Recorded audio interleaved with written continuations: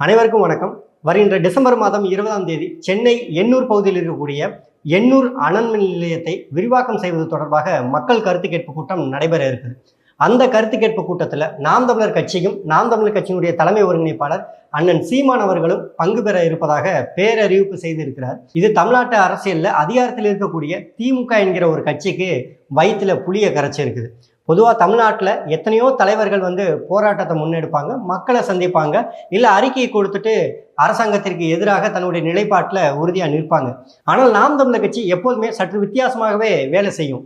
மக்களை சந்திப்பதோடு நிறுத்தாது, அறிக்கை கொடுப்பதோடு நிறுத்தாது, மீண்டும் அந்த அரசிற்கு எப்படி அழுத்தம் கொடுக்க முடியுமோ அந்த வகையில் தொடர் போராட்டங்கள், தொடர் கோரிக்கைகளை முன்வைத்து அரசிற்கு எப்படியாவது தன்னுடைய கோரிக்கையை நிறைவு செய்யக்கூடிய வகையில் நாம் தமிழர் கட்சியுடைய கடந்த கால போராட்டங்கள் நிறையா இருந்துட்டு வந்துச்சு. அதன் அடிப்படையில் பார்க்கும் பொழுது இன்னைக்கு நாம் தமிழர் கட்சி மக்கள் கருத்து கேட்பு கூட்டத்தில் பங்கெடுக்க போகிறது என்கிற செய்தி விடயம் இன்னைக்கு ஊடகம் முழுவதும் பெரிய பேசு பொருளாக கூட மாற்றப்படலை. ஏன்னா மக்கள் கருத்து கேட்பு கூட்டத்தில் சீமான் பங்கெடுக்கிறார் என்றால் எந்த அளவுக்கு திமுகவை தமிழ்நாட்டு அரசியலில் நாம் தமிழர் கட்சி எதிர்த்து கொண்டிருக்கிறது, மக்களுக்காக அரசியல் சார்ந்த விடயங்களில் எந்த அளவுக்கு மும்முரமாக செயல்படுகிறது என்கிற விடயம் மக்கள் தெரிய வந்துடும். அப்போ மக்களுக்கு உண்மையாகவே நாம் தமிழர் கட்சி போராடுகிறது, அண்ணன் சீமான் தன்னுடைய நிலைப்பாட்டில் உறுதியாக இருக்கிறாங்க, இது போன்ற விடயங்கள் நிறையா பேசு பொருளாக மாறும் என்பதனால இதை ஊடகங்கள் இன்னைக்கு பேச மறுத்து இருக்குது. ஆனால் நாம் அதை பேசித்தான் ஆகணும். ஏன்னா நம்ம மக்களுக்கானவர்கள், மக்களுக்கான ஊடகம். அப்போ நம்ம மக்களுக்கு எந்த ஒரு அநீதி நடந்தாலும், அந்த அநீதிக்கான போராட்டம் நடந்தாலும் அதை நாம் தமிழர் கட்சியும் அண்ணன் சீமான் அவர்களும் முன்னெடுக்கும் பொழுது அதை நம்ம மக்கள்கிட்ட கொண்டு போய் சேர்த்தாகணும். இது போன்ற கருத்து கேட்பு கூட்டத்தின் மூலியமா நாம் தமிழர் கட்சி என்னத்தை சாதிச்சிட முடியும் அப்படின்னு சொல்லி கேட்டால் திமுக காரவங்களுக்கு நல்லா தெரியும், முதலமைச்சர் ஸ்டாலின் அவர்களுக்கும் நல்லா தெரியும், உதயநிதி ஸ்டாலினுக்கும் நல்லா தெரியும். இதே 2023 31ஆம் தேதி ஜனவரி மாதம் மக்களிடம் ஒரு கருத்து கேட்பு கூட்டம் நடந்தது. எது சம்பந்தமாக அப்படின்னா, மறைந்த முன்னாள் முதல்வர், தாணை தலைவர், தன்மான தலைவர், முத்தமிழறிஞர் கலைஞர் கருணாநிதி அவர்களுக்கு கடலுக்கு நடுவுல பேனா சிலை வைப்பதற்காக மக்களிடம் ஒரு கருத்து கேட்பு நடப்பதற்காக ஒரு கூட்டம் ஒன்று முன்னெடுக்கப்பட்டது. பொதுவா அதிகாரம் அவர்களிடம் இருக்குது, அவங்க நினைச்சாங்கன்னா என்ன வேணாலும் செய்யலாம். பிறகு எதற்கு கருத்து கேட்பு கூட்டம் நடத்துறாங்க? அவங்க அவ்வளவு ஜனநாயகவாதிகளா? கிடையாது. நாம் தமிழர் கட்சி அழுத்தம் கொடுத்தது, மக்களை ஒன்று திரட்டியது. பேனா சிலை வைப்பதன் மூலியமாக கடலுக்குள்ள இருக்கக்கூடிய உயிரினங்கள் பாதிப்படையும், அது இயற்கை சூழலுக்கு பெரும் கேடு விளைவிக்க கூடதா இருக்குது. அந்த பகுதியில் இருக்கக்கூடிய 33 மீன்பிடி கிராமங்கள் அங்கு பாதிக்கப்பட இருக்குது. அப்ப அதையெல்லாம் தாண்டி கருணாநிதி அவர்களுக்கு பேனா சிலை வைக்கணுமா என்கிற கேள்வியை நாம் தமிழர் கட்சி முன்வைத்தது. நாம் தமிழர் கட்சியினுடைய சுற்றுச்சூழல் பாசறை முன்வைத்தது. இதை மற்ற சூழலியல் அமைப்புகளும் ஆதரவு தெரிவித்து அந்த கருத்து கேட்பு கூட்டத்தில் பங்கெடுத்தாங்க. அப்போ நாம் தமிழர் கட்சியினுடைய தலைமை ஒருங்கிணைப்பாளர் சீமான் அந்த கருத்து கேட்பு கூட்டத்தில் பேசும் பொழுது திமுகவிற்கு எதிராக கிடையாது அவர் பேசினது, மக்களுக்கு ஆதரவாக அவங்க பேசினாங்க. இது ரெண்டத்துக்கு நிறைய வேறுபாடு இருக்குது. திமுகவை எதிர்க்கிறார் எல்லா விடயத்திலும் ஊடகங்கள் ஒரு பொய்யான கட்டுக்கதை கிளப்பினாங்க. திமுகவிற்கு சொம்படிக்கக்கூடிய நிறைய கூட்டணி தலைவர்கள், வாடகை வாய்கள், இவர்கள் கூட கருணாநிதிக்கு பேரன் சிலை வைக்காம வேற யாருக்கு வைக்கிறது, இதை போய் சீமான் எதிர்க்கலாமா அப்படின்லாம் பலரும் வாடகை வாயை வச்சுக்கிட்டு கேள்வி கேட்டாங்க. ஆனால் அது மக்களுக்கு பாதிப்பை ஏற்படுத்தும் என்கிற இடத்துல ஒரு தலைவன் நிற்கிற பொழுது அவருக்கு ஆதரவாக நிற்க வேண்டியதுதான் ஜனநாயகத்தினுடைய ஒரு பொறுப்பு. அப்படி ஜனநாயகத்திலிருந்து வலிக்கு விழுந்த அந்த வாடகை வாய்களும் கூட்டணி கட்சி தலைவர்களும் திமுகவிற்கு சொம்படிக்கக்கூடிய வேலையை அன்னைக்கு பார்த்தாங்க. ஆனால் அந்த பொதுக்கூட்டத்தில் அண்ணன் சீமான் அவர்கள் நேரடியாக இந்த பேனா சிலை வருவதன் மூலியமாக என் மக்களுடைய வாழ்வாதாரம் பாதிக்கப்படுகிறது, தொழில் பாதிக்கப்படுகிறது, அவருடைய பொருளாதார சிக்கல் இருக்கிறது, உயிரினங்கள் பாதிக்கப்படுகிறது, கடலுக்கு சூழலியல் கேடு இருக்குது, அதனால அந்த பேனா சிலை என்பது அமைக்கக்கூடாது என்று அண்ணன் சீமான் அவர்கள் தன்னுடைய கருத்தை முன்வைத்தாங்க. இன்னும் சொல்லப்போனா அண்ணன் சீமான் அவர்களுக்கு எதிராக அந்த மக்கள் கருத்து கேட்பு கூட்டத்தில் நிறைய அல்லக்கைகள் எதிர்ப்பு தெரிவித்தாங்க. அதையும் மீறி அண்ணன் சீமான் ஒரு வார்த்தை பதிவு செய்துட்டு வந்தாரு. நீ அதிகாரத்தில் இருக்கிற, நீங்க பேனா சிலை வைக்க முடியும், வையுங்க, ஆனா நான் அதிகாரத்திற்கு உறுதியாக அந்த பேனா சிலையை உடைப்பேன் அப்படின்னு சொன்னாரு. அன்னைக்கு தமிழ்நாடு ஊடகம் முழுவதும் தலைப்புச் செய்தியாக மாறியது அண்ணன் சீமான் அவர்களுடைய அந்த வார்த்தை தான். ஏன்னா அண்ணன் சீமான் அவர்கள் போராட்டத்தில் பங்கெடுக்க போறேன்னு சொன்னது பேசு பொருள் ஆகலை, மக்கள் பக்கத்தில் நிற்கிறோங்கிறது பேசு பொருள் ஆகலை. ஆனால் கருணாநிதிக்கு பேனா சிலை வைத்தால் அதை நான் அதிகாரத்துக்கு உடைப்பேன்னு சொன்னது பெரிய பேசு பொருளாக ஆனது. இங்கே நாம் தமிழர் கட்சியை ஒரு பெரிய எதிராளி போன்ற நிறைய ஊடகங்கள் பேச தொடங்கியது. அதனை தொடர்ந்து அந்த சம்பவத்திலிருந்து இன்னும் திமுகவினர் பலரும் இன்னும் கோபத்தில் இருக்கிறாங்க. நாம் தமிழர் கட்சி மீது, நம்ம தலைவருக்கு, தன்மான தலைவருக்கு ஒரு பேனா சிலையை வைக்க விட மாட்டேங்கிறாரு, நம்மள அதிகாரத்தில் இருக்கிறோம், சீமானுக்கெல்லாமா பயப்படுறதுன்னு. அதற்கிடையில மீண்டும் இந்த அனல் மின் நிலையத்திற்கு விரிவாக்க திட்டத்திற்கு கருத்து கேட்பு கூட்டத்தில் அண்ணன் சீமான் அவர்கள் பங்கெடுக்க போகிறார் என்கிற விடயம் தெரிந்த உடனே பழைய நினைவுகள் அதெல்லாம் வரப்போகத்தானே இருக்கும். நம்ம சூனா போனா வடிவேலு காமெடி போல தான் அதெல்லாம் மனசில் வரப்போக இருக்காதா, அது வந்துச்சுன்னா கொஞ்சம் பயப்பட தானே செய்வோம் அப்படிங்கிற மாதிரி இன்றைக்கி திமுகவினர் உடன்பிறப்புகள், அந்த கூட்டத்தை நடத்தக்கூடிய அதிகாரிகள் அனைவரும் கதிகலங்கி போய் நிற்கிறாங்க. ஏன்னா சீமான் அந்த பேனா சிலை விவகாரத்துக்கு பிறகு மீண்டும் ஒரு கருத்து கேட்பு கூட்டத்தில் பங்கெடுக்கிறேன்னு சொல்லும்போது அந்த கருத்து கேட்பு கூட்டத்தை தள்ளி வச்சுட்டாங்க. அதே போல இந்த கருத்து கேட்பு கூட்டத்தை தள்ளி வைக்கிறாங்களா, இல்லை என்ன மாதிரியான சிக்கலை உருவாக்கி நாம் தமிழர் கட்சி தலைமை ஒருங்கிணைப்பாளர் சீமான் அவர்கள் பங்கெடுக்க முடியாத மாதிரி அவங்க திட்டம் தீட்ட போறாங்கிறத நம்ம பொறுத்து தான் பார்க்கணும். பொதுவாக சீமான் அவர்கள் எல்லா இடத்துலையுமே அவருடைய போராட்டத்தை எப்படி கற்பிக்கப்படுது அப்படின்னா, வளர்ச்சிக்கு எதிராக இருக்கிறார், மக்கள் நலன் சார்ந்த திட்டத்திற்கு எதிராக இருக்கிறார், அரசு எது கொண்டு வந்தாலும் எதிர்க்கிறார் அப்படின்னு ஒரு பொய்யான தகவல் பரப்பப்படுது. ஆனால் உண்மையான விடயம் என்னன்னா, அரசாங்கம் கொண்டு வரக்கூடிய நல்ல விடயங்களை நாம் தமிழர் கட்சி வரவேற்று இருக்கிறது, பாராட்டி இருக்கிறது. தமிழ்நாட்டில் தொடர்ச்சியாக NLC நிர்வாகத்திற்கு விரிவாக்கம் செய்யணும்னு சொல்லி விவசாயிகளிலிருந்து நிலம் கையகப்படுத்தப்படுகிறது. மதுரை விமான நிலையத்தில் அந்த நிலம்ங்கிறது பற்றாக்குறையாக இருக்குது, அதனால அதோட விரிவாக்கத்திற்கு நிலம் கையகப்படுத்தணும் அங்கே ஒரு போராட்டம் போயிட்டு இருக்குது.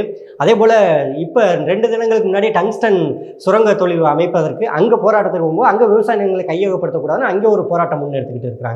அதே போல் இங்கே பார்த்தா அனல் மின் நிலையத்திற்கு 800 பகுதியில் விரிவாக்க திட்டத்திற்கு ஏன் நிலத்தை கையகப்படுத்துறீங்க அப்படின்னு மீண்டும் ஒரு கோரிக்கை எழுந்திருக்கிறது. அப்போ தமிழ்நாடு முழுவதும் நிலத்தை கையகப்படுத்துவதற்கான வேலைகளில் இந்த தனியார் முதலாளிகளும் தமிழ்நாடு அரசும் இணைந்து இந்த ஒரு திட்டத்தை முன்னெடுத்துட்டு போகிறாங்க. அந்த திட்டத்திற்கெல்லாம் விவசாய பொதுமக்கள் இடத்த கொடுக்குறாங்க. ஆனால் அப்படி இடத்த கொடுக்கக்கூடிய அந்த மக்களுக்கு உரிய இழப்பீடு வழங்கப்படுகிறது, வேலைவாய்ப்பு வழங்கப்படுகிறது, அந்த பொருளாதார சிக்கல்ல இருந்து அவங்களுடைய வாழ்வாதாரம் பாதுகாக்கப்படுகிறதா என்று கேட்டால் கிடையாது. NLC நிர்வாகத்திற்கு விரிவாக்கம் செய்யணும்னு சொல்லி அந்த மக்களுக்கான நிலத்தை கையகப்படுத்தியவர்கள் குடும்பத்திற்கு ஒருவருக்கு வேலை அப்படின்னு சொல்லியிருந்தாங்க, அவங்களுக்கான அந்த வேலையும் கொடுக்கறது கிடையாது. அதே போல் மதுரை விமான நிலையத்தில் ஏர்போர்ட்டை விரிவாக்கம் செய்யணுங்கிறாங்க. ஆனால் இருக்கக்கூடிய விமான நிலையத்திலேயே போதுமான அளவு விமானங்கள் பயணிகள் வரப்போக இருப்பது கிடையாது, சில விமானங்கள் மட்டும்தான் இயக்கப்படுது. அப்போ விமான நிலையத்திற்கு அங்கேயே பற்றாக்குறை இருக்கிறது. இதற்கு முன்னாடி இடம் கொடுத்தவர்களுக்கும் அங்கு வாழ்வாதாரங்கிறது பாதுகாக்கப்படலை. இப்படி தொடர்ச்சியாக தமிழ்நாட்டில் பல மக்களிடம் இருந்து நிலத்தை கையகப்படுத்தி விரிவாக்கம் செய்யப்பட்ட பொழுது தனியார் முதலாளிகள் லாபம் ஈட்டுகிறார்கள், அரசாங்கம் அதை வைத்து கமிஷன் வாங்குகிறது. ஆனால் கொடுத்த மக்கள், நம்பி இருந்த மக்கள் வாழ்வாதாரத்தை இழந்து நிற்கிறாங்க. இறுதியில் அவங்க போராட்டத்தை கையில் எடுத்து போராடும் பொழுது அவங்க அவமதிக்கப்படுறாங்க, போராட்டத்திற்கு அனுமதி மறுக்கப்படுகிறது, அவர்கள் மீது வழக்கு தொடுக்கப்படுகிறது. நிறைய நெருக்கடி, அச்சுறுத்தல்கள் தனியார் நிறுவனங்களோடு சேர்ந்து கொண்டு அரசாங்கம் கொடுக்குது. இந்த சூழ்நிலைக்கு இடையில மீண்டும் அரசு 800 அனல் மின் நிலையத்தை விரிவாக்கம் செய்வதற்கான அவசியம் என்ன இருக்குது? நாம் தமிழர் கட்சியினுடைய சுற்றுச்சூழல் பாசறை அக்கா வெண்ணிலா அவர்கள் ஒரு கருத்து பதிவு செய்திருந்தாங்க. தமிழ்நாட்டில் இதுவரைக்கும் 3350 மெகாவாட் மின்சாரங்கிறது உற்பத்தி ஆகிறது. அதுவே போதுமான அளவு தமிழ்நாட்டில் இருக்கும் பொழுது மீண்டும் அதை விரிவாக்கம் செய்வதற்கான அவசியம் என்ன எழுந்திருக்கிறது? இன்னொரு விடயம் சொல்லப்போனால், தமிழ்நாட்டில் இயங்கி கொண்டிருக்கக்கூடிய இந்த அனல் மின் நிலையங்கள் 56% தான் செயல்பாட்டில் இருக்குது.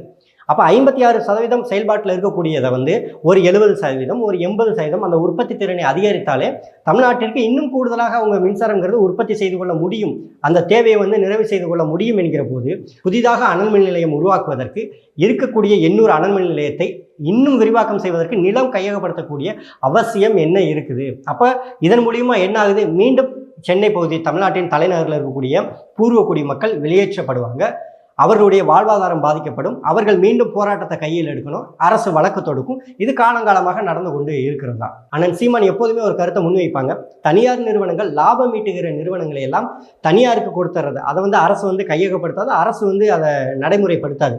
ஆனால் மக்களுக்கு எது ஆபத்தானது, சூழலியலுக்கு எது ஆபத்தானது என்பதோ அதை முழுவதுமே அரசாங்கம் கையகப்படுத்தி வச்சிருக்கும். அது ஒன்றிய தலைமை அமைச்சகத்தின் கீழேயோ இல்லை தமிழ்நாடு அரசின் கீழேயோ அது செயல்பட்டுக்கிட்டு வரும். ஏன் அப்படின்னா, அது சார்ந்த போராட்டங்கள் மக்கள் முன்னெடுக்க போனாங்க அப்படின்னா அரசு அதை கட்டுப்படுத்தும், அரசு அதற்கு வழக்கு தொடுத்து அந்த மக்களை போராட்டத்தை நீர்த்து போக செய்யும் என்பதனால அரசாங்கம் அதை கை வைத்து இருக்குது. ஆனால் லாபம் ஈட்டுகிற எல்லா நிறுவனத்தையும் தனியாரிடம் கொடுத்து விடுகிறது. ஏன்னா அதன் மூலியமா தனியார் லாபம் ஈட்டும் பொழுது கமிஷனை மட்டும் அரசாங்கம் வாங்கி கொள்ளுதுன்னு. இன்னைக்கு இது போன்ற இந்த NLC நிர்வாகமாக இருக்கட்டும், மதுரை விமான நிலைய விரிவாக்கமாக இருக்கட்டும், டங்ஸ்டன் சுரங்கம் அமைப்பதற்கானதாக இருக்கட்டும், இங்கே 800 அனல் மின் நிலையத்தில் விரிவாக்கம் செய்வதற்கான மக்கள் கருத்து கேட்பு கூட்டமாக இருக்கட்டும், இது எல்லாமே திட்டமிட்டு சூழலுக்கு எதிராக நடத்தக்கூடிய ஒரு போராகத்தான் பார்க்கப்படுது ஒழிய மக்களுக்கு நன்மை பயக்கும் திட்டமாக இங்கே எதுவுமே கிடையாது. அண்ணன் சீமான் பல மேடைகளில் தான் மாற்று மின் பெருக்கத்தை நோக்கி நம்ம போகணும் அப்படின்னு சொல்லியிருப்பாங்க. நாம் தமிழர் கட்சியினுடைய ஆட்சி வரவிலேயே நிறையா கொடுக்கப்பட்டு இருக்கும். நிறையா விடயங்களில் மற்றவன் எப்படி கொள்ளையடிக்கிறான்னு பார்த்து கொள்ளையடிக்க தெரியுது, மற்றவன் எப்படி பொய் சொல்கிறான்னு பொய் சொல்ல தெரியுது, மற்றவன் எப்படி மக்களை ஏமாத்துறான்னு பார்த்து மக்களை ஏமாற்ற தெரியுது.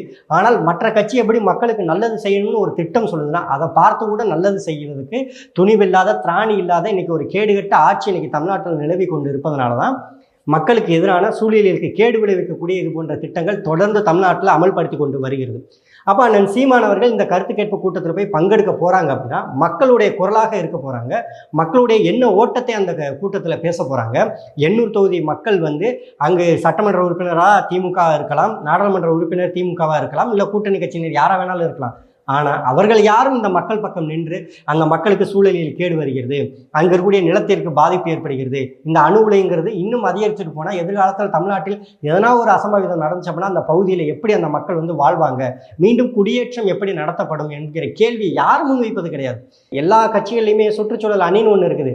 ஆனால் இந்த சுற்றுச்சூழல் அணின்னு வைத்திருக்கிற அனைவருமே வணிகம் ஈட்டுவதற்கும் லாபம் ஈட்டுவதற்கும் மக்களை ஏமாற்றி கொள்ளையடிப்பதற்கும் திமுகவிடம் பதவியை வாங்கி கொண்டு எப்படியெல்லாம் கமிஷன் கட்சிக்கு கொடுப்பதும் இது போன்ற வேலைகளில் தான் ஈடுபடுகிறார்கள் ஒழிய உளமாற மக்கள் பக்கம் நின்று சூழலுக்கு கேடு விளைவிக்கக்கூடிய இது போன்ற திட்டங்களுக்கு எதிராக நிற்கிறார்கள் என்று கேட்டால் கிடையாது. தமிழ்நாட்டில் இருக்கக்கூடிய அனைத்து மக்களும் ஒரு விடயத்தை தெளிவாக புரிந்து கொள்ளணும். நாம் தமிழர் கட்சி எந்த இடத்திலையும் சமரசம் செய்து கொள்ளாமல் மக்களுக்கு ஆதரவாக நிற்கக்கூடிய ஒரு கட்சி என்பதையும் மக்கள் கருத்து கேட்பு கூட்டத்திலே நேரடியாக கலந்து கொண்டு அந்த கருத்தை அரசாங்கத்திற்கு நேரடியாக தெரிவிக்கக்கூடிய ஒரு வலிமை படைத்த ஒரு இயக்கமாக ஒரு தலைவராக இன்னைக்கு அண்ணன் சீமான் அவர்கள் உருவாகி இருக்கிறாங்க. சமீபத்தில் விஜய் அவர்கள் சொல்லியிருந்தாங்க, சம்பிரதாயத்துக்காண்டி அறிக்கை கொடுக்கறது, சம்பிரதாயத்துக்காண்டி மக்களை சந்திக்கிறது இதெல்லாம் தேவையா அப்படின்னு. நான் உண்மையாக இருப்பேன் அப்படின்னு. உண்மையாக இருக்கக்கூடிய விஜய் என்ன பண்ணணும், எண்ணூர் அனல்மின் நிலையத்திற்கு விரிவாக்கம் செய்வதற்கு அதில் நான் கலந்துக்கிறேன்னு அண்ணன் சீமான் போன்ற அறிக்கை கொடுத்துருக்கணும், இல்லை அதற்கு எதிர்ப்பு தெரிவித்திருக்கணும். அது சூழலிற்கு கேடு, மக்களுக்கு கேடு, அவர்களுடைய பொருளாதாரத்திற்கு பெரிய கேடு விளைவிக்கும் என்று சொல்லி அதை எதிர்ப்பு தெரிவித்திருக்கணும். ஆனால் தெரிவிக்க மாட்டார், அவருக்கு அது அவசியமும் கிடையாது. அவர் நேரடியாக முதல்வர் நாட்களுக்கு போகக்கூடியவர். ஆனால் நாம் தமிழர் கட்சி அப்படி கிடையாது. மக்கள் பக்கம் நின்று மக்கள் குரலாக நின்று மக்களுக்காக போராடக்கூடிய ஒரு இயக்கம் நாம் தமிழர் கட்சி. அதனால தான் அண்ணன் சீமான் அவர்கள் வருகின்ற டிசம்பர் மாதம் 20ஆம் தேதி கருத்து கேட்பு கூட்டத்தில் கலந்து கொண்டு மக்களின் குரலாக எண்ணூர் அனல்மின் நிலையம்ங்கிறது விரிவாக்க திட்டத்திற்கு எதிர்ப்பு தெரிவித்து எதனால் எதிர்ப்பு தெரிவிக்கிறோம் என்கிற கருத்தையும் முன்வைத்து அரசுக்கு அழுத்தம் கொடுக்க இருக்கிறார். மக்கள் அனைவரும் சற்று சிந்தித்து பாருங்கள், யார் மக்களுக்கானவர்கள், யார் மக்களுக்காக உழைக்கக்கூடியவர்கள் என்று.